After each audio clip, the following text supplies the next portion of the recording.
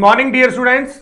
Last lecture में lecture number 7 में हम लोगों ने स्टार्ट किया था बेसिक स्ट्रेंथ, और बेसिक स्ट्रेंथ में हमने पढ़ा दिया था कि बेस क्या है, बेसिक स्ट्रेंथ कैसे कंपेयर करते हैं, उसके हम कॉन्सेप्ट 1, 2 और 3 पढ़ चुके हैं, जिसमें से C1 कॉन्सेप्ट मैंने सिखाया था basic strength proportional to 1/En, C2 में सिखाया था basic strength proportional to 1 size, और C3 में सिखाया था basic strength proportional to 1% s character.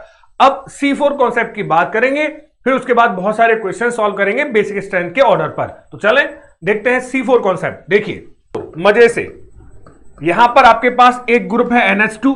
क्या नाइट्रोजन आपके पास लोन पेयर है? प्रभु है हमारे पास लोन पेयर। क्या NH2 एक और ग्रुप ले लेते हैं, आपके पास भी लोन पेयर है? बिल्कुल है। दोनों सेंट्रल एटम बिल्कुल सेम, खोपड़ी खुलेगी सेंट्रल एटम से, सेंट्रल एटम बिल्कुल सेम है। तो अब चेक करेंगे हाइब्रिडाइजेशन, हाइब्रिडाइजेशन भी बिल्कुल सेम है, देखने की जरूरत ही नहीं है। तो इसका मतलब एस कैरेक्टर भी सेम हो गया। जब एटम सेम हो, एस कैरेक्टर सेम हो, तो आप किसके पास जाओगे? जुड़े हुए ग्रुप के पास। चलिए, दुनिया में दो तरह के ग्रुप हैं, एक तो EDG इलेक्ट्रॉन डोनेटिंग ग्रुप, और दूसरा EWG इलेक्ट्रॉन विथड्रॉइंग ग्रुप। और हमने तो अब तक एक ही EDG पढ़ा है और वो है +I, और यहां पढ़ा है एक ही EWG, वो है -I। आप खुद सोचो, दोनों की इलेक्ट्रॉन डोनेटिंग टेंडेंसी बिल्कुल सेम है क्योंकि एटम सेम है। तो अगर EDG इसको इलेक्ट्रॉन देगा तो यहां डेंसिटी और बढ़ेगी, जबकि इससे इलेक्ट्रॉन खींच लिए जाएंगे तो यहां इलेक्ट्रॉन डेंसिटी कम हो जाएगी। तो इसकी डोनेटिंग टेंडेंसी बढ़ जाएगी और इसकी डोनेटिंग टेंडेंसी कम हो जाएगी। तो क्या रिजल्ट निकला? Basic strength proportional to EDG आया, और इसका मतलब है +I, और 1/EWG आया, जिसका मतलब है -I। बात समझ में आई तो करो छपाई। एक बात और ध्यान लगाई, और वो है एसिडिक स्ट्रेंथ के केस में आया था। एसिडिक स्ट्रेंथ के केस में क्या आया था? Acidic strength proportional to EWG, जबकि यहां है बेसिक स्ट्रेंथ क्या है? Proportional to EDG।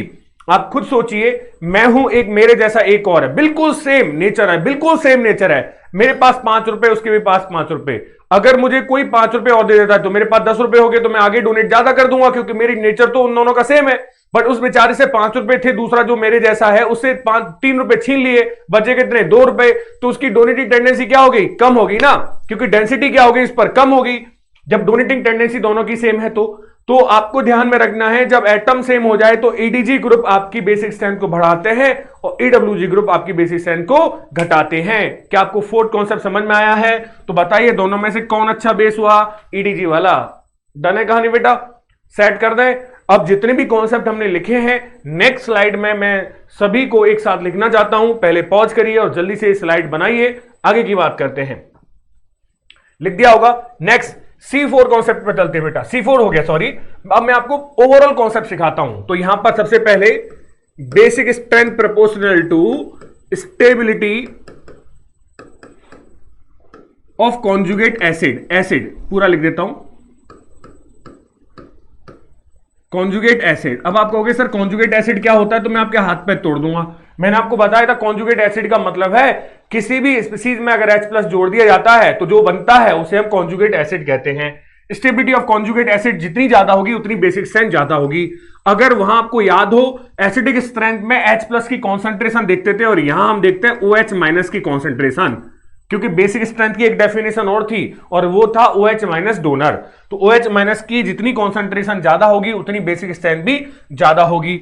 अब इस OH- की कॉन्सेंट्रेशन जब बढ़ती है तो डिसोसिएशन कांस्टेंट भी बढ़ता है, जिसे हम बोलते हैं Kb, और B का मतलब बेस। बेस डिसोसिएशन कांस्टेंट बढ़ेगा जब OH बढ़ेगा, OH की कॉन्सेंट्रेशन बढ़ेगी। तो आपसे कभी भी Kb का ऑर्डर पूछे या OH- की कॉन्सेंट्रेशन पूछे या आपको बेसिक स्ट्रेंथ पूछे, सारी बातें आपके दिमाग में सेम आनी चाहिए। ये आपने फिजिकल केमिस्ट्री में सब पढ़ रखा है, फिर भी मैं आपको बता देता हूं अगर ध्यान नहीं है तो। Pkb जो होता है वो होता है -log 10, और ये Kb, यही तो होता है ना? -log 10 Kb, ये इसका Pkb की वैल्यू होती है। अगर मैं इस माइनस को आगे ले जाऊं, अगर मैं माइनस को आगे ले जाऊं तो ये क्या हो जाएगा? log 10 और Kb -1, यही तो होगा। ये -1 मान लेता हूं, इसका मतलब आप लिख सकते हो log 10 1/Kb। सिंपल। अगर Kb की वैल्यू बढ़ती है 1 में, Kb की वैल्यू घटती है तो Pkb की वैल्यू आपकी क्या हो जाएगी? कम हो जाएगी। इसलिए अगर Kb OH की कॉन्सेंट्रेशन बढ़ने पर Kb बढ़ रहा है तो 100% pKb घटेगा, तो 1 यहां pKb आ जाएगा। बोलो हाँ है ना। तो इसका मतलब जब भी आपसे pKb का ऑर्डर पूछे, इसका मतलब वो आपको बेसिक स्ट्रेंथ का ऑर्डर नहीं बल्कि बेसिक स्ट्रेंथ के ऑर्डर का उल्टा पूछ रहा है। तो पहले आप बड़े मजे से बेसिक स्ट्रेंथ फाइंड करो, फिर उसका रिवर्स ऑर्डर उसको बता दो, वही होगा। OH ऐसे ही जैसे pKb है वैसे ही OH का जो कॉन्सेंट्रेशन है उसके लिए भी POH होता है। वो क्या होता है, माइनस लॉग कॉन्सेंट्रेशन किसकी, OH माइनस की, है ना। तो ये कॉन्सेंट्रेशन बढ़ेगी, ये भी 1 में चला जाएगा। जब OH की कॉन्सेंट्रेशन बढ़ेगी तो POH घटेगा। सेम कहानी यहां आ जाएगा 1/POH। ये सारे के सारे किसके बेटा टर्म है, फिजिकल केमिस्ट्री के टर्म है, वो आपको ध्यान में रखने हैं। तो आपसे कभी भी POH का ऑर्डर पूछे तो आपको क्या ध्यान में रखना है, बोलिए। POH का ऑर्डर पूछे तो इसका मतलब बेसिक स्ट्रेंथ का आपको रिवर्स वो पूछ रहा है। नेक्स्ट इसी में आगे चलते हैं। आगे है बेटा आपके पास कौन कौन सा, EN इलेक्ट्रोनेगेटिविटी, सॉरी 1 में आएगा ना बेटा, 1 इलेक्ट्रोनेगेटिविटी। थोड़ा छोटा लिखता हूं, जगह कम है। 1 साइज, 1 एस करेक्टर, ठीक है, यही लिखते जाएंगे। इसको मैं थोड़ा सा नीचे लिख देता हूं, ये आपको ध्यान में रखना। POH जब भी पूछे तो इसका मतलब होता है log concentration of OH minus, ठीक है। प्रोपोर्शनल टू आपके पास आएगा क्या, EDG में आता है +I। प्रोपोर्शनल टू आएगा 1/EWG, जिसका मतलब होता है -I, 1/-I, ठीक है। ये पूरा का पूरा डेटा आपके दिमाग में हर समय चलना चाहिए। आपसे कभी भी बेसिक स्ट्रेंथ पूछे, सबसे पहले स्टार्टिंग आप यहां से करोगे। सेंट्रल एटम क्या पूछ रहा है पहले तो ये देख लो, OH माइनस की कॉन्सेंट्रेशन पूछ रहा है, बेसिक स्ट्रेंथ पूछ रहा है, Kb पूछ रहा है, pKb पूछ रहा है या POH पूछ रहा है।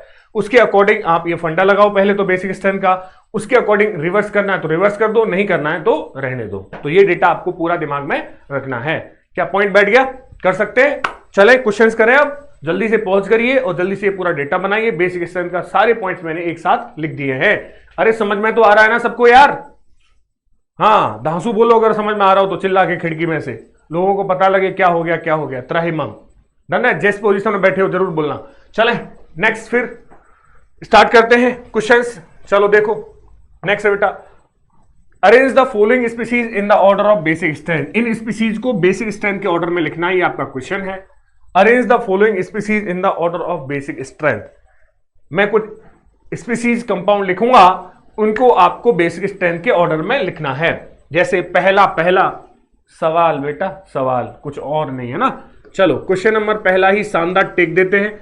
यहां है अमाइन NH2 और यहां जुड़ा हुआ है फ्लोरीन। शानदार बात सुनना, NH2 और यहां है क्लोरीन, NH2 और यहां है आपका ब्रोमीन जुड़ा हुआ है या ब्रोमो बोल सकते हो आप, NH2 और यहां जुड़ा हुआ है आयोडो ग्रुप, ठीक है। अब मैं आपसे पूछूं, सबसे पहले नाइट्रोजन के पास 1 लोन पेयर है सर, और फ्लोरीन के पास 3 लोन पेयर है, और हमने ऐसा कहीं पढ़ा है जिस पर ज्यादा लोन पेयर उसकी बेसिक स्ट्रेंथ ज्यादा। खोपड़ी फोड़ दूंगा, कहां पढ़ाया है मैंने, नहीं पढ़ाया। मैंने तो ये पढ़ाया है जिसकी इलेक्ट्रॉन डोनेटिंग टेंडेंसी ज्यादा उसकी बेसिक स्ट्रेंथ ज्यादा। डोनेटिंग टेंडेंसी देखना, डेंसिटी नहीं देखना भाई साहब। तो मैं आपसे पूछूं, फ्लोरीन और नाइट्रोजन दोनों के दोनों पीरियड में आते हैं एक, और पीरियड में क्या देखते हैं हम, EN। तो बेसिक स्ट्रेंथ क्या हो गई, 1/EN। तो जिसकी EN ज्यादा उसकी बेसिक स्ट्रेंथ क्या हो जाएगी, कम हो जाएगी। तो इस फ्लोरीन और नाइट्रोजन में से कौन अच्छा बेस है, नाइट्रोजन अच्छा बेस है, तो ये बेस की तरह बिहेव करेगा। याद रखें, अगर किसी कंपाउंड में 1, 2 लाख, 2 करोड़, बस इससे ज्यादा नहीं, कितने भी एटम क्यों ना हो जाएं जो बेस की तरह बिहेव कर सकते हो, तो बेस की तरह केवल एक ही एटम को बिहेव कराना है, केवल एक ही एटम को। बाकी जितने भी बचे हुए ग्रुप है उन सभी का आपको इफेक्ट देखना है। बेस की तरह केवल एक ही एटम बिहेव करेगा, और वो करेगा जिसकी लोन पेयर डोनेटिंग टेंडेंसी सबसे ज्यादा होगी। क्योंकि नाइट्रोजन और फ्लोरीन में किसकी लोन पेयर डोनेटिंग टेंडेंसी सबसे ज्यादा है, मैं आपसे पूछूं तो आप बताओगे नाइट्रोजन की, क्योंकि पीरियड में क्या देखते हैं, 1/EN। तो ये नाइट्रोजन और फ्लोरीन में अगर मैं पूछूं तो नाइट्रोजन अच्छा बेस है, इसलिए नाइट्रोजन बेस की तरह बिहेव करेगा इस कंपाउंड में, इसका इफेक्ट देखा जाएगा। नेक्स्ट चलते हैं, इस कंपाउंड में नाइट्रोजन और क्लोरीन और के बारे में बात कर लेते हैं। इनमें दोनों में से कौन अच्छा बेस है, तो मैं ऐसे समझाने से पहले मैं आपको एक पॉइंट सिखाता हूं। मान लो A बड़ा है B से और B बड़ा है C से, तो A और C में कौन बड़ा है, जल्दी से बताओ। कितना टफ क्वेश्चन मैंने आपको पूछा है, आप किसी भी हालत में नहीं बता सकते। सी से बड़ा बी, बी से बड़ा ए, तो सी और ए में कौन बड़ा? ए बड़ा हो गया ना यार। कौन बड़ा हो गया?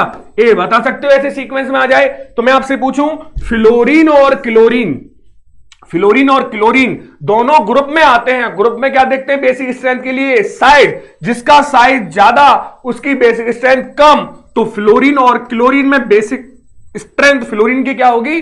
ज्यादा होगी। ऐसे ही क्लोरीन और ब्रोमीन में पूछा जाए तो क्लोरीन की बेसिक स्ट्रेंथ ज्यादा होगी, और ब्रोमीन और आयोडीन में पूछा जाए तो बेसिक स्ट्रेंथ ब्रोमीन की ज्यादा होगी, और लीस्ट बेसिक जो होगा वो आयोडीन होगा इन सभी में। तो मुझे बताओ, जब नाइट्रोजन की बेसिक स्ट्रेंथ फ्लोरीन से ज्यादा है, और फ्लोरीन की क्लोरीन से ज्यादा है, क्लोरीन की ब्रोमीन से ज्यादा है, और ब्रोमीन की आयोडीन से ज्यादा है, मतलब इन चारों से अच्छा बेस है कौन? नाइट्रोजन। तो मुझे बताओ नाइट्रोजन और क्लोरीन में कौन बेस की तरह बिहेव करने वाला है? सर बताओ जल्दी से। नाइट्रोजन बेस बनेगा भाई साहब, प्रूव कर दिया है। यहां भी ब्रोमीन को बेस बनाऊं या नाइट्रोजन को? कि नाइट्रोजन को बेस बना लो सर। यहां भी नाइट्रोजन को बेस बना लो, क्योंकि इसकी लॉन पेयर डोनेटिंग टेंडेंसी सबसे ज्यादा है। क्या फैक्ट दिमाग में बैठ गया? चलो, सब जगह सेंट्रल एटम बिल्कुल सेम, सेंट्रल एटम बिल्कुल सेम। अब देखेंगे जुड़े हुए ग्रुप का इफेक्ट। जुड़ा हुआ ग्रुप -I, बहुत बढ़िया। जुड़ा हुआ ग्रुप ऐसे घुमाना, पहले तो बेवकूफ बनाना एक बार ऐसे घुमा के, जिसका मतलब ये पूरा -I है, और किसकी वजह से? क्लोरीन। पूरा -I है किसकी वजह से? ब्रोमीन। पूरा -I किसकी वजह से? आयोडो ग्रुप की वजह से। तो ये -I का ऑर्डर आ गया। अब वही ग्रुप पता लग गया। बताओ EWG बेसिक स्ट्रेंथ को क्या करता है? जल्दी से बोल दो। बेसिक स्ट्रेंथ को EWG कम कर देता है भाई साहब। EWG अगर इलेक्ट्रॉन खींच लेगा तो डोनेटिंग टेंडेंसी अपने आप कम हो जाएगी। तो बेसिक स्ट्रेंथ को EWG कम कर रहा है, तो सबके सब क्या हो गए? दुश्मन हो गए। वही कहानी, दुश्मन पता लग गए। अब लगाना DNP, डिस्टेंस 1 2 1 2 1 2 1 2, डिस्टेंस सब जगह सेम, नंबर सब जगह सेम, पावर, पावर इसकी ज्यादा है तो इसकी बेसिक स्ट्रेंथ सबसे कम आएगी, इसकी पावर सबसे कम है तो इसकी बेसिक स्ट्रेंथ सबसे ज्यादा आएगी। तो आंसर क्या आएगा? DCBA। क्या दोस्तों और अकल के दुश्मनों, आपको समझ में आया है या नहीं आया? जल्दी से बता दो।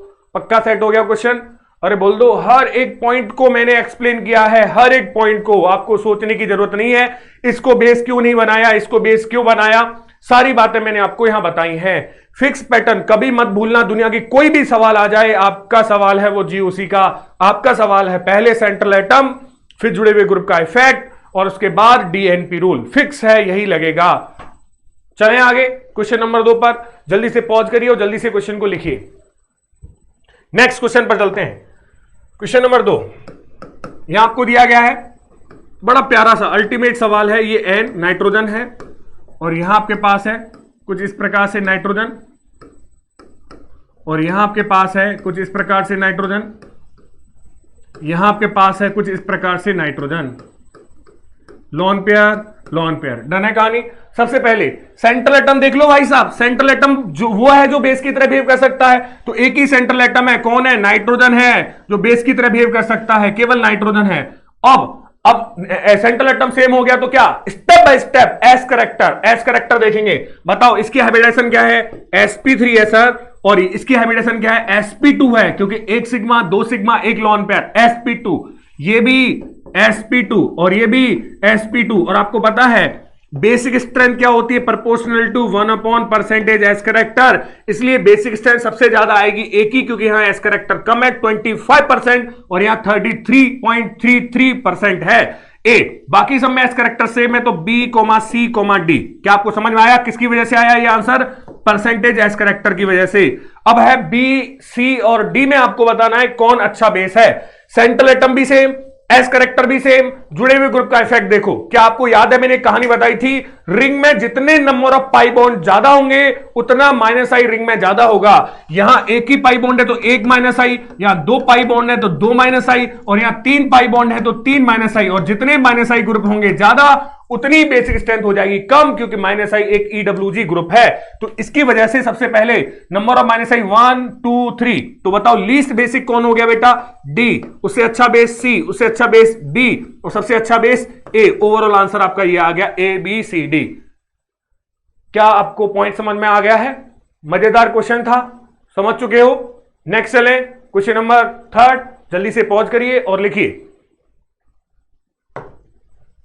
क्वेश्चन नंबर 3 की बात करते हैं। बढ़िया सवाल। ये आपके पास है नाइट्रोजन, क्या है? इसके पास क्या है, लोन पेयर, ये आपके पास है नाइट्रोजन, और यहां मैं जोड़ देता हूं एक ऑक्सीजन। यहां बताओ कौन अच्छा बेस है। बहुत प्यारा सवाल है।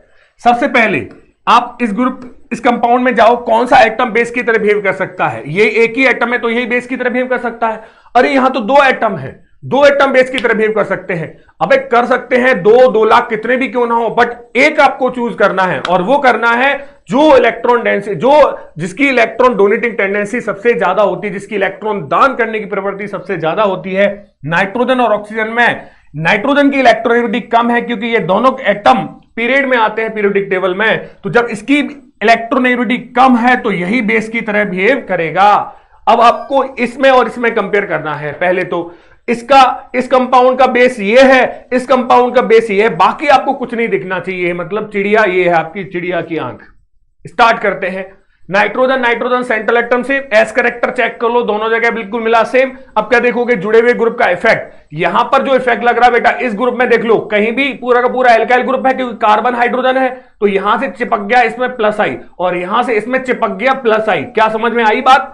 नेक्स्ट, बट यहां देखो इस ग्रुप में लास्ट में ऑक्सीजन है, इस ग्रुप में भी लास्ट में ऑक्सीजन है। ऑक्सीजन की वजह से ये ग्रुप बन जाएगा माइनस आई, और हमें पता है ग्रुप जिसकी वजह से माइनस आई बनता है उसके ऊपर हम लिख देते हैं माइनस आई। तो ये कौन सा ग्रुप हो गया बेटा? माइनस आई। बताइए, इस सेंट्रल एटम पर लगा हुआ माइनस आई, इस सेंट्रल एटम पर लगे हुए प्लस आई, और प्लस आई बेसिक स्ट्रेंथ बढ़ाता है, इसलिए ए और बी में कौन अच्छा बेस है बेटा? ए की बेसिक स्ट्रेंथ बी से ज्यादा है। नहीं आया समझ में? एक एक पॉइंट मैंने बारीकी से एक्सप्लेन किया है, ध्यान रखना।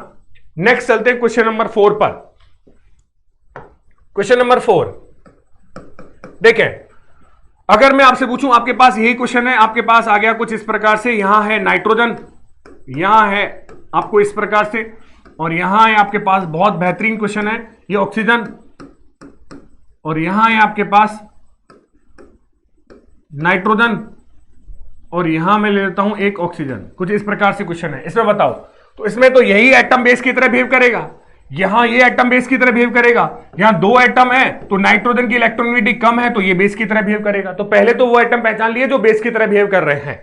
अब मैं चेक करूंगा सेंट्रल एटम नाइट्रोजन, अरे वाह, दोनों नाइट्रोजन है, जबकि ये ऑक्सीजन है। याद रख लो, ये अब कुछ दिखना नहीं चाहिए आपको, तो क्या दिखना चाहिए? सेंट्रल एटम दिखना चाहिए। जब तक सेंट्रल एटम सेम ना हो जाए तब तक आपको जुड़े हुए ग्रुप का इफेक्ट देखना ही नहीं है। तो नाइट्रोजन ऑक्सीजन नाइट्रोजन, तो A, C greater than D। क्यों भाई साहब? क्योंकि बेसिक स्ट्रेंथ क्या होती है? प्रोपोर्शनल टू 1/En, और यह नाइट्रोजन की En ऑक्सीजन से कम है, इसलिए आंसर ये इस प्रकार से आया है। क्या आपको बात समझ में आया? बोलो ना। नेक्स्ट बात आती है A और C की। A में और C में अभी लास्ट क्वेश्चन में ही कंपेयर करा के आ चुका हूं, सेम कहानी। तो A और C में इसका इफेक्ट जो लगेगा वो क्या है बेटा? माइनस आई है, माइनस है, जबकि यहां इफेक्ट लग रहा है वो प्लस आई है। तो बताओ A और C में कौन जीता? A जीत गया। तो A और C में आंसर आया A ग्रेटर देन C और ग्रेटर देन D। ये ओवरऑल आपका आंसर है बेसिक स्ट्रेंथ का। बच्चा आता है, अरे सर ये ऑक्सीजन है, एक नाइट्रोजन, ठीक है, बट यहां तो सर प्लस आई लग रहा है। देखो सर प्लस आई लग रहा है, और यहां सर माइनस आई लग रहा है, तो प्लस आई वाले की बेसिक स्ट्रेंथ ज्यादा होनी चाहिए ना बेटा। प्लस आई और माइनस आई तभी देखियो जब आपका सेंट्रल एटम सेम हो जाए। जब सेंट्रल एटम सेम ही नहीं है तो कहां जा रहा है प्लस आई माइनस आई पर? यही लड़ाई खत्म हो जाएगी ना, सेंट्रल एटम ही खत्म कर देगा, क्योंकि ये कम इलेक्ट्रोनेगेटिविटी तो इसी की बेसिक स्ट्रेंथ क्या हो गई? ज्यादा। आगे जुड़े हुए ग्रुप देखने की जरूरत ही नहीं है। ये बात आपको ध्यान में रखना है। क्या पॉइंट समझ में आया? नेक्स्ट चले क्वेश्चन नंबर 5। एक और कराऊं, देखिए नेक्स्ट क्वेश्चन, इसको बताइए।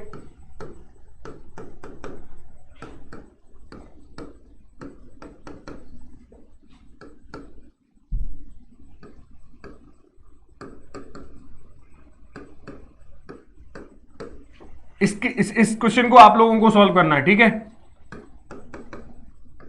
यहां ऑक्सीजन जुड़ा हुआ है, जल्दी से पॉज करिए और जल्दी से सॉल्व करिए। नाइट्रोजन पर इतनी छोटी छोटी बातें हम लोगों ने पढ़ी है ना। नाइट्रोजन के पास एक लोन पेयर होता है, ऑक्सीजन के पास 2 लोन पेयर होता है, सब बात हमने बताया है आपको, है ना। ये मत कहना सर ये बिंदी 2 क्यों लगा दी है, यहाँ बिंदी 1 क्यों लगा दी है। ये सारी बिंदी हमने पढ़ रखी है, सिंदूर बिंदी सब। बनाओ, पॉज कर लो, जल्दी से सॉल्व कर लिया होगा। देखिए नेक्स्ट, सेंट्रल एटम जो बेस की तरह बिहेव कर सकता है। अबे तू क्यों गिर रहा है? बेस की तरह जो बिहेव कर सकता है वो नाइट्रोजन, यहां दोनों आइटम सेम है, किसी को भी बेस बनाओ, यहां तो अकेला है, यही खेलेगा खेल, यहां नाइट्रोजन खेलेगा खेल। तो सबसे पहले central atom nitrogen, nitrogen oxygen nitrogen, तो कौन, A B D greater than C, बिल्कुल सही है सर। कारण है इसका basic strength proportional to 1/n। ज्यादातर लोगों ने ऐसा ड्रॉ किया होगा जो आलसी नहीं है, और जो आलसी है वो आराम से बैठ करके इंतजार कर रहे होंगे कि मैं सॉल्व कराऊं और टीपू सुल्तान टीप डालें। तो नेक्स्ट अब चलते हैं ए बी डी में, किस में चलते हैं, ए बी और डी में। चलो बताओ ए में क्या लग रहा है भाई, central atom same, S character भी सेम, तो चेक कर लो ना, प्लस आई, बात समझ में आई। जबकि ये ग्रुप और ये ग्रुप एल्काइल ग्रुप नहीं है, तो इस ग्रुप का जो इफेक्ट लगेगा वो माइनस आई लगेगा, इस ग्रुप का जो इफेक्ट लगेगा वो भी माइनस आई लगेगा। क्या बात आपको समझ में आ रहा है, बोल दो ना यार, दोनों में माइनस आई, ये प्लस आई, तो कौन जीत गया, ईडीजी सर, बेसिक स्ट्रेंथ को बढ़ाते तो ए जीत गया। यहां नाइट्रोजन माइनस आई लगा रहा है, यहां ऑक्सीजन माइनस आई लगा रहा है, और मैं आपको बता चुका हूं माइनस आई का मतलब होता है इलेक्ट्रॉन खींचना, और जिसकी इलेक्ट्रोनेगेटिविटी होगी ज्यादा उसकी इलेक्ट्रॉन खींचने की ताकत भी होगी ज्यादा।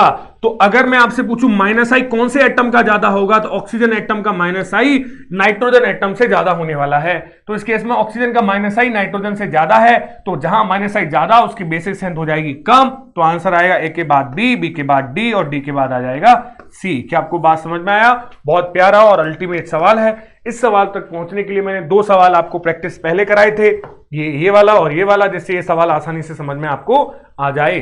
क्या पॉइंट आपको समझ में आ गया है, पहले सेंट्रल एटम अच्छी प्रैक्टिस है, फिर एस करेक्टर बहुत अच्छी प्रैक्टिस है, और फिर जुड़े हुए ग्रुप का इफेक्ट, तो अल्टीमेट प्रैक्टिस आपने कर लिया अगर ये तीनों सीक्वेंस में आपके दिमाग में आ रहे हैं। पॉइंट सेट, जल्दी से बनाइए इसको। नेक्स्ट मैं आपको लेके चलता हूं बेसिक स्ट्रेंथ के और बेहतरीन क्वेश्चंस पर, और जो है अमाइंस की बेसिक स्ट्रेंथ। क्या आपने ये बना लिया, अब हम पढ़ेंगे अमाइंस की बेसिक स्ट्रेंथ।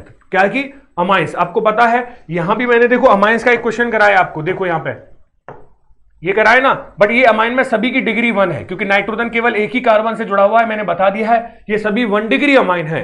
अब जो हम अमाइन की बेसिक स्ट्रेंथ कंपेयर करेंगे उसमें अमाइन की डिग्री डिफरेंट होगी, मतलब 1 डिग्री 2 डिग्री और 3 डिग्री की हम बेसिक स्ट्रेंथ को कंपेयर करने वाले हैं। नेक्स्ट पॉइंट पर चलते हैं। देखिए बेटा, यहां तक तो जल्दी से आपने सब पढ़ लिया होगा, सारे क्वेश्चन सॉल्व कर लिए होंगे, है ना, कर लिया ना ये। चलो नेक्स्ट देखते हैं। तो यहां अब हमें अलग अलग प्रकार के अमाइंस की जिनकी डिग्री अलग अलग है उनकी आपको क्षारीय सामर्थ्य की तुलना करनी है, मतलब बेसिक स्ट्रेंथ की तुलना करनी है। तो यहां हेडिंग है अमाइंस की क्षारीय सामर्थ्य की तुलना। अमाइंस में बेटा आपको पता है जो अमाइंस होता है वो आपके पास कितने प्रकार का होता है, 3 प्रकार का, डिग्री के आधार पर। आपको पता है कौन कौन सा, 1 डिग्री अमाइन एक तो, और आपको पता है 1 डिग्री अमाइन कब होता है, जब अमाइन का नाइट्रोजन केवल एक ही कार्बन से जुड़ा हुआ हो। फिर आता है 2 डिग्री अमाइन, और 2 डिग्री अमाइन का मतलब बोलो जल्दी से, याद हो तो, सब बेसिक में मैंने पढ़ाया है, ऐसा जिसमें नाइट्रोजन कितने कार्बन से जुड़ा हुआ हो, 2 कार्बन से जुड़ा हुआ हो, 2 डिग्री अमाइन। और फिर आता है 3 डिग्री अमाइन, 3 डिग्री अमाइन, और जिसमें नाइट्रोजन 3 कार्बन से जुड़ा हुआ होता है। ये हमने अमाइन पढ़े हुए हैं। तो अमाइन की क्षारीय सामर्थ्य की तुलना में यहां हम विभिन्न डिग्री के अमाइंस के मध्य क्षारीय सामर्थ्य की तुलना करेंगे। तो पहले आपको हेडिंग लिखना है, इस हेडिंग में अमाइंस के नीचे ये आपको एरो मार्क करके लिख देना कि इतने टाइप के अमाइन जो डिग्री है डिफरेंट टाइप की, वो हमने यहां लिख ली है। नेक्स्ट, जब भी आपको अमाइंस की डिग्री अलग अलग हो पर आधारित क्षारीय सामर्थ्य पर आधारित सवाल पूछा जाए तो सबसे पहले आपके दिमाग में आना चाहिए माध्यम। आपको 2 तरह के माध्यम में वह क्षारीय सामर्थ्य की तुलना करा सकता है। पहला माध्यम है गैसीय माध्यम और दूसरा माध्यम है जलीय माध्यम। पहला बोलो कौन सा है, गैसीय माध्यम, और दूसरा माध्यम कौन सा है, जलीय माध्यम। तो पहले मैं आपको पढ़ाऊंगा केस 1 में कि अमाइंस की क्षारीय सामर्थ्य की तुलना गैसीय माध्यम में, और दूसरा पढ़ाऊंगा मैं आपको अमाइंस की क्षारीय सामर्थ्य की तुलना जलीय माध्यम में। तो चलो स्टार्ट करते हैं केस 1 से। तो देखिए केस 1 क्या कह रहा है, गैसियस फेज में, गैसियस माध्यम में अमाइंस की क्षारीय सामर्थ्य की तुलना। एक शानदार सी लाइन में इसमें और ऐड करता हूं, वो क्या कहना चाहता है, गैस फेज में अमाइंस की बेसिक स्ट्रेंथ, शॉर्ट में लिख दूं बेटा क्षारीय सामर्थ्य को, बेसिक स्ट्रेंथ को, गैस फेज में अमाइंस की बेसिक स्ट्रेंथ को केवल प्लस आई प्रभाव नियंत्रित करता है या निर्धारित करता है। निर्धारित करता है। तो जैसे मैं आपसे पूछूं, निर्धारित करता है, जैसे मैं आपसे पूछूं, आपके पास है 1 डिग्री एमाइन हो गया RnH2, फिर 2 डिग्री एमाइन हो गया RnHR, फिर आपके पास 3 डिग्री एमाइन हो गया RnRR। मैं लिख भी देता हूं, ये आपका 1 डिग्री एमाइन है, ठीक है, ये आपका 2 डिग्री एमाइन है और ये आपका 3 डिग्री एमाइन है। डन है कहानी। पहले जब भी हम बेसिक स्ट्रेंथ के ऑर्डर को, क्षारीय सामर्थ्य के क्रम को पहचानना होता है तो सबसे पहले हम केंद्रीय परमाणु पर जाते हैं। उससे पहले किसी और को मत सोच लेना। केंद्रीय परमाणु कौन है? नाइट्रोजन। सेंट्रल एटम कौन है? नाइट्रोजन। सेंट्रल एटम कौन है? नाइट्रोजन। सब जगह क्या हो गया? सेम। सेंट्रल एटम सब जगह सेम है, केंद्रीय परमाणु सेम है। तो आप क्या देखोगे? जुड़े हुए समूह का प्रभाव यहां क्या लगेगा? प्लस आई, 1 प्लस आई, 2 प्लस आई और 3 प्लस आई। जितने प्लस आई ज्यादा उतने ईडीजी समूह भी ज्यादा और उतनी बेसिक स्ट्रेंथ भी होगी ज्यादा और कोई नहीं आएगी बाधा, क्योंकि अपनी हो गई है बस। तो अब तो बताओ कौन जीता? 3 डिग्री, 2 डिग्री और 1 डिग्री। ये आपको ध्यान में रखना। बेसिक स्ट्रेंथ का ऑर्डर जब भी आपसे पूछा जाए तो आप तुरंत कहना कि बेसिक स्ट्रेंथ के ऑर्डर में क्षारीय माध्यम में जो ऑर्डर आता है वो आता है 1 डिग्री, 2 डिग्री, 3 डिग्री में से 3 डिग्री सबसे ज्यादा, फिर 2 डिग्री और फिर 1 डिग्री। केवल जो निर्धारित करता है किसको बेटा? क्षारीय सामर्थ्य को, वो कौन सा प्रभाव है बेटा? आई प्रभाव है। क्या आप लिख सकते हो पूरी बात है? क्या आपको बात समझ में आया? नेक्स्ट केस सेकंड में मैं आपको लेके चलता हूं और केस सेकंड में हम देखेंगे जलीय माध्यम में क्षारीय सामर्थ्य की तुलना। जल्दी से आप फटाक से इसको ड्रॉ कर लीजिए, पॉज करके। कर लिया? चले केस सेकंड पर। केस सेकंड क्या बेटा? जलीय माध्यम में क्षारीय सामर्थ्य की तुलना। अब माध्यम कौन से होने वाला बेटा? जलीय माध्यम होने वाला है, वाटर होने वाला है। तो उस केस में बेटा यहां एक लाइन फिर से ऐड करेंगे और वो लाइन इस प्रकार से है, जलीय माध्यम में या एक्वस फेज में, अंग्रेजी में बोले तो एक्वस फेज, जलीय माध्यम में अमाइंस की बेसिक स्ट्रेंथ को फर्स्ट प्लस आई प्रभाव, सेकंड सॉल्वेशन इफेक्ट और जिसे बोलते हैं एच बॉन्डिंग। कौन बेटा? H bonding. सॉल्वेशन इफेक्ट को बोलते हैं बेटा यहां पर विलायकीकरण प्रभाव, विलायकीकरण प्रभाव। मैं अंग्रेजी में टर्म यूज करूंगा बेटा सॉल्वेशन इफेक्ट, तो आप आराम से समझ जाओगे जब मैं समझाऊंगा सॉल्वेशन क्या होता है। आगे की बात है ये दोनों पॉइंट। तो सबसे पहले ये क्या लाइन बोल रहा है? जलीय माध्यम में अमाइंस की बेसिक स्ट्रेंथ को फर्स्ट कौन निर्धारित करता है? को निर्धारित करता है, ऐसे कहते हैं, को निर्धारित करता है। पहला जिसमें से आता है प्लस आई प्रभाव और दूसरा आता है सॉल्वेशन इफेक्ट और एच बॉन्डिंग।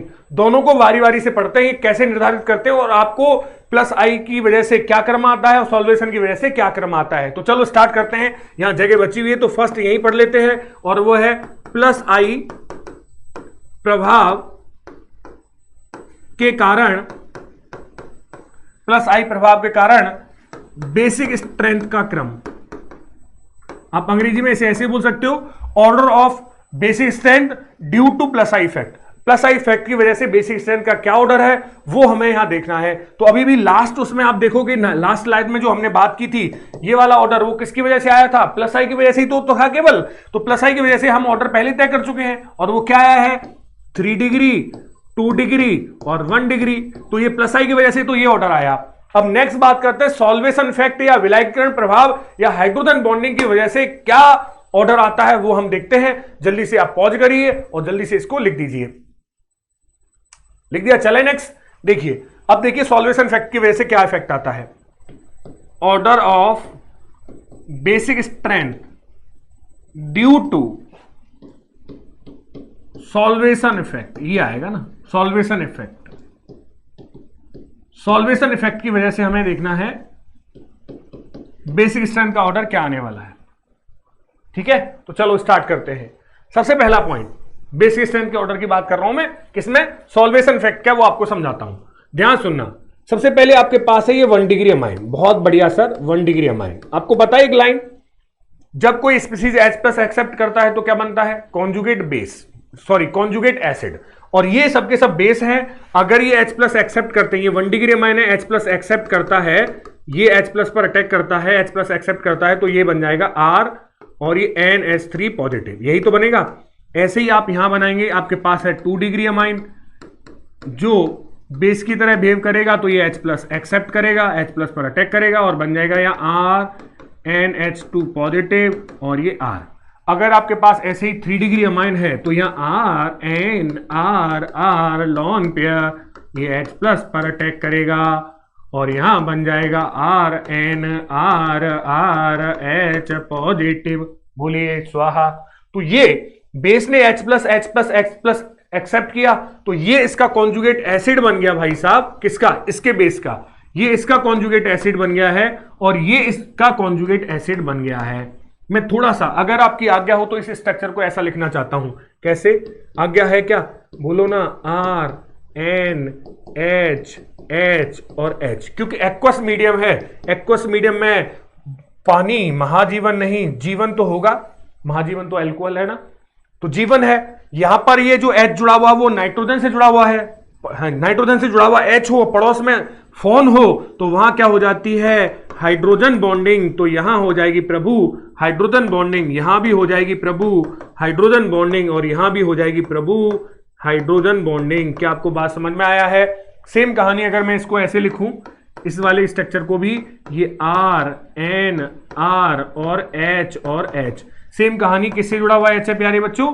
नाइट्रोजन से। तो यहां पर हो जाएगी हाइड्रोजन बॉन्डिंग और यहां भी हो जाएगी आपकी हाइड्रोजन बॉन्डिंग। अरे यहां नहीं होगी ना, यहां तो एक और H आएगा ना, 2 H है, एक R है, तो यहां भी क्या हो जाएगी आपकी हाइड्रोजन बॉन्डिंग। डन है कहानी?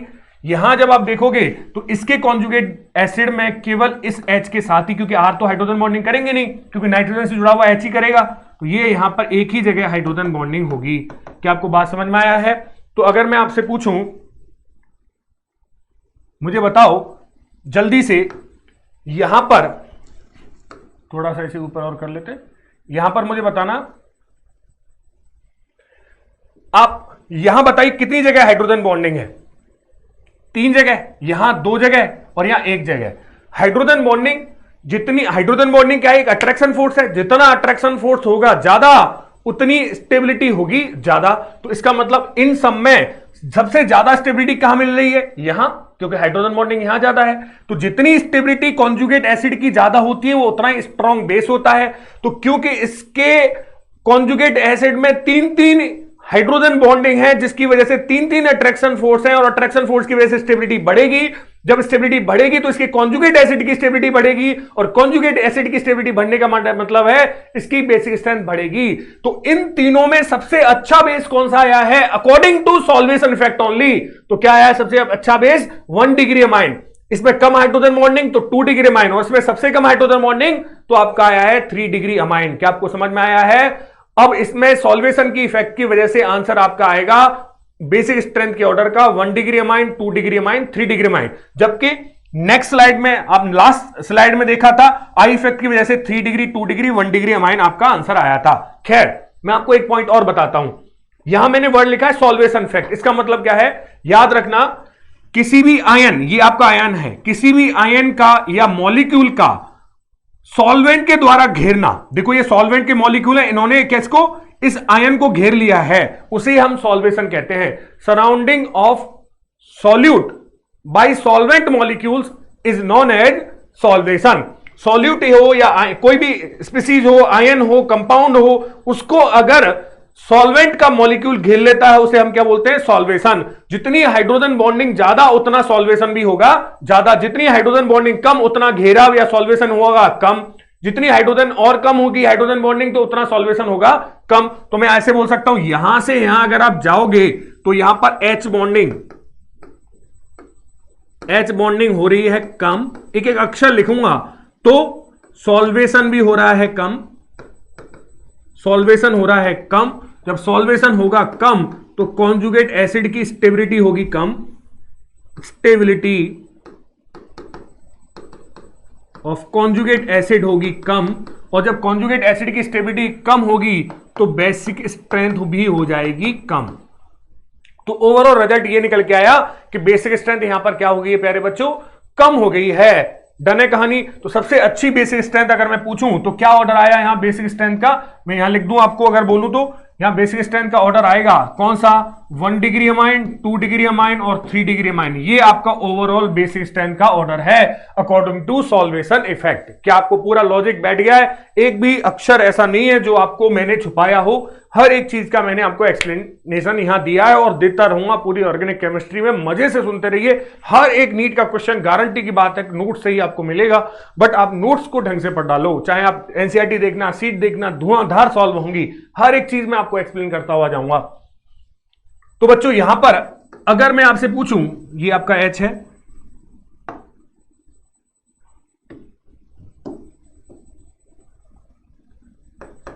ठीक है। अगर मैं आपसे पूछूं, अब सवाल फंस गया, सवाल ऐसे फंस गया कि ओवरऑल ऑर्डर में देखूं, क्योंकि दो इफेक्ट कंट्रोल कर रहे हैं, एक आई और एक सॉल्वेशन। अगर दोनों इफेक्ट का ऑर्डर सेम आता 3 to 1 और वहां भी आता कौन से वाले में, सॉल्वेशन इफेक्ट की वजह से भी 3 to 1 आता, तो दोनों का ओवरऑल ऑर्डर में क्या लिख देता, दोनों को जोड़ करके बेसिक स्ट्रेंथ का ऑर्डर है 3 to 1 फिक्स है। बट अब यहां पर बहुत बड़ी दिक्कत आ चुकी है, क्योंकि आई इफेक्ट तो कह रहा है ये ऑर्डर होना चाहिए और सॉल्वेशन इफेक्ट कह रहा है ये ऑर्डर होना चाहिए। अब कौन सा इफेक्ट ज्यादा पावरफुल होगा, कौन सा इफेक्ट कम पावरफुल होगा, यह एक्सपेरिमेंटली देखा जाता है और देखा जा सकता है। तो एक्सपेरिमेंटली क्या पाया गया, लास्ट में ओवरऑल वो डेटा ही आपको ध्यान में रखना है, ये पूरा आपको एक्सप्लेन करने के लिए यूज किया है मैंने पॉइंट। अब आप समझ चुके हो कि दोनों डेटा अलग अलग, ये और फर्स्ट वाला कॉन्सेप्ट दोनों ही अपना रिजल्ट अलग अलग दे रहे हैं। दोनों में से क्या रिजल्ट आएगा, वो रिजल्ट केवल एक्सपेरिमेंटली देखा जा सकता है। आप कभी भी ऐसे बता नहीं सकते कौन पावरफुल है कौन पावरफुल नहीं है। तो जो रिजल्ट आया वो क्या है, वो नेक्स्ट स्लाइड में मैं लेके चलूंगा। तो पहले आप जल्दी से ये ड्रॉ कर दीजिए भाई, कर दिया, चले नेक्स्ट देखिए। रिजल्ट इस प्रकार से आया, तो यहां लिख रहे हैं ये आपके रिजल्ट्स हैं। रिजल्ट नंबर 1 वो कहता है, एक्सपेरिमेंट डेटा कहता है कि जो आपका जो ऑर्डर है बेसिक स्ट्रेंथ का वो आर पर डिपेंड करता है। आर मतलब एल्काइल ग्रुप, जो आपके नाइट्रोजन से एल्काइल ग्रुप जुड़ा हुआ है ना, ये वाला, इस पर डिपेंड करता है। और इस आर के बदलने पर आपके बेसिक स्ट्रेंथ का ऑर्डर भी बदल जाता है।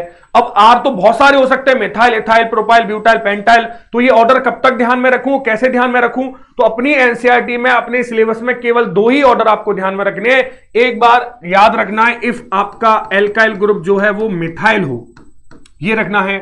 दूसरा आपको ध्यान में रखना है केवल क्या, इफ आपका आर आपका क्या हो बेटा, C2H5 हो, मतलब क्या हो, इथाइल हो। 2 ही डेटा आपको ध्यान में रखने हैं। आप चाहे 20 डेटा और एक्सपेरिमेंटल डेटा उड़ेल दूं, कोई फर्क नहीं पड़ता, वो कभी भी ना पूछे जाएंगे और ना ही आपके काम के हैं। तो जो आपको दिए हैं वही 2 डेटा आपको ध्यान में रखने हैं, सभी डेटा याद में ध्यान में नहीं रखने हैं।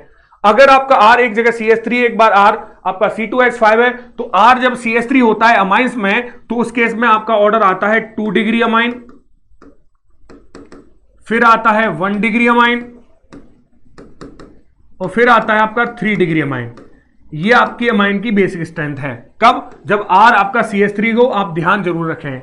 और अगर आपका R C2H5 है तो 2 डिग्री अमाइन, तो बेसिक स्ट्रेंथ का ऑर्डर आता है 2 डिग्री अमाइन, 3 डिग्री अमाइन और फिर आता है 1 डिग्री अमाइन। ये आपकी बेसिक स्ट्रेंथ का ऑर्डर है जब R C2H5 हो। पहले तो मैं आपको थोड़ा सा इसको याद करने का तरीका बता देता हूं, फिर मैं आपको ये ऑर्डर क्यों आया, थोड़ा सा एक्सपेरिमेंटल डेटा पर भी हम लोग बात करने वाले हैं। तो देखिए याद कैसे, फटाक से 1 सेकंड में याद है। जब भी गैसियस फेज दिखे आपको तो फिक्स है 3 to 1 ऑर्डर, गैसियस फेज की बात कर रहा हूं।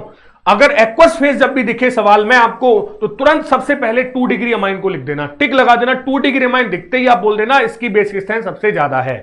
बात आती है 1 डिग्री और 3 डिग्री में, किसमें, 1 डिग्री और 3 डिग्री में। यहां भी 1 डिग्री और 3 डिग्री में फिक्स है 2 डिग्री अमाइन तो सबसे अच्छा बेस होगा। और 1 डिग्री और 3 डिग्री की बात करता हूं, कैसे याद रखना वो आपको पॉइंट बता रहा हूं। अब मुझे बताओ C2H5 और CH3 में छोटा कौन है, तो आप कहोगे सर CH3 छोटा है। तो जो छोटा है उसके लिए छोटा पहले, मतलब 1 डिग्री और 3 डिग्री में छोटा कौन है, 1 डिग्री, तो 1 डिग्री पहले आएगा और 3 डिग्री बाद में है। जो बड़ा है उसके लिए बड़ा वाला पहले, तो बड़ा कौन है, 3 डिग्री माइन, तो 3 डिग्री माइन पहले आ जाएगा। तो answer 2 degree, 3 degree, 1 degree, 2 degree, 1 degree, 3 degree. क्या आपको पॉइंट समझ में आया है? फिर से बताऊं एक बार और, बोलो जल्दी से, बताऊं क्या। सबसे पहले 2 डिग्री माइन पुट कर दिया, फंसा हुआ पेज है 1 डिग्री और 3 डिग्री में। अब आप सोचो CH3 छोटा या बड़ा, CH3 छोटा, तो छोटे के लिए छोटा पहले, मतलब 1 डिग्री पहले, तो 1 डिग्री ले लिया इसमें से। और बड़े के लिए, बड़े ग्रुप C2H5 है तो बड़े के लिए बड़ा ग्रुप पहले तो 3 डिग्री ले लिया, फिर ले लिया 1 डिग्री। तो आंसर 213, 231। आप ऐसे भी ध्यान रख सकते हो, 213 और 231। क्या आपको पॉइंट पूरा सेट हो गया है? याद रहेगा हमेशा। डन। अब मैं आपको थोड़ी सी एक्सपेरिमेंट डेटा की और बात कर लेता हूं। देखो, अगर आपके पास CH3 एक छोटा ग्रुप है, तो जो वाटर के मॉलिक्यूल हैं, ये वाटर के मॉलिक्यूल हैं, ये छोटा ग्रुप है CH3, तो वाटर मॉलिक्यूल इसके नजदीक आ जाएंगे। जब नजदीक आएंगे तो अट्रैक्शन फोर्स भी ज्यादा होगा, क्योंकि हमने पढ़ा है अट्रैक्शन फोर्स हो या रिपल्सन फोर्स हो, कूलॉम्स लॉ क्या बोलता है? Proportional to 1/r²। जितनी डिस्टेंस कम होगी उतना फोर्स आपका ज्यादा हो जाएगा। तो जब ये ग्रुप छोटा है तो ये आराम से इसके पास आ सकते हैं। डने कहानी पास आएंगे तो ये अट्रैक्शन फोर्स ज्यादा होगा, तो वहां सॉल्वेशन इफेक्ट पावरफुल हो जाता है। तो इसलिए यहां पर छोटे वाले ग्रुप के लिए आप देखोगे सॉल्वेशन वाला 1 डिग्री क्या हो गया है? 3 डिग्री से ज्यादा हो गया है। जबकि R आपका C2H5 है, ये बड़ा ग्रुप है, तो एक तो CH3 कंपेरिजन में C2H5 का प्लस आई बढ़ गया, एक तो प्लस आई बढ़ गया, और दूसरा ये बड़ा ग्रुप है, तो ये बड़ा ग्रुप अगर यहां है तो ये वाटर मॉलिक्यूल को इस H के ज्यादा नजदीक नहीं आने देगा, जिसकी वजह से सॉल्वेशन इफेक्ट इतना पावरफुल नहीं होगा, जिसकी वजह से आई इफेक्ट बढ़ चुका है, आई इफेक्ट बढ़ गया, सॉल्वेशन कम हो गया बड़े साइज की वजह से। तो 1 डिग्री और 3 डिग्री में से कौन जीत जाता है? 3 degree group, 3 degree amine basic strength में जीत जाता है। ये सारी कहानी है, मैंने आपको सब कुछ बताया है, आप केवल ऑर्डर ध्यान में रखें। ये 2 रिजल्ट आपको ध्यान में रखने, इसी सवालों की धज्जियां उड़ जाएंगी। डन है कहानी। अब पॉइंट एक और आ रहा है छोटा सा, वो और बोल देता हूं।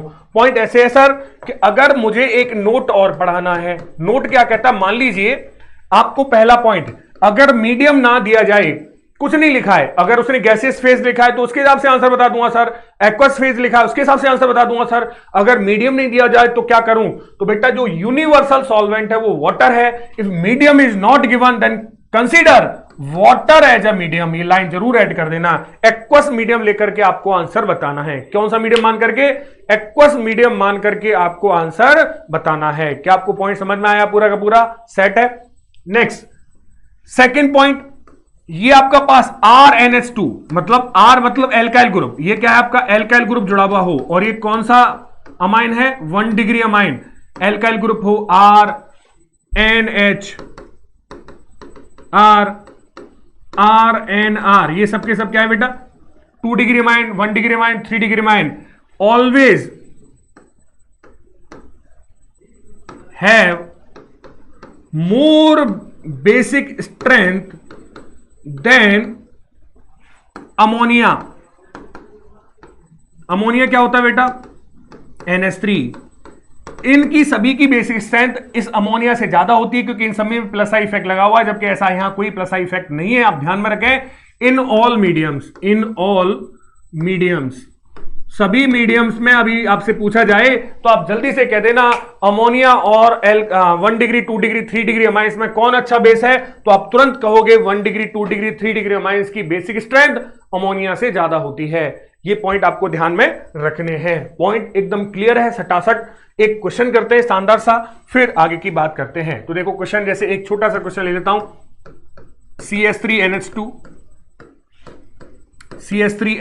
CH3 इनको बेसिक स्ट्रेंथ के ऑर्डर में लिखना, CH3N, CH3 और CH3, और यहां है आपके पास NH3, ठीक है, अमोनिया।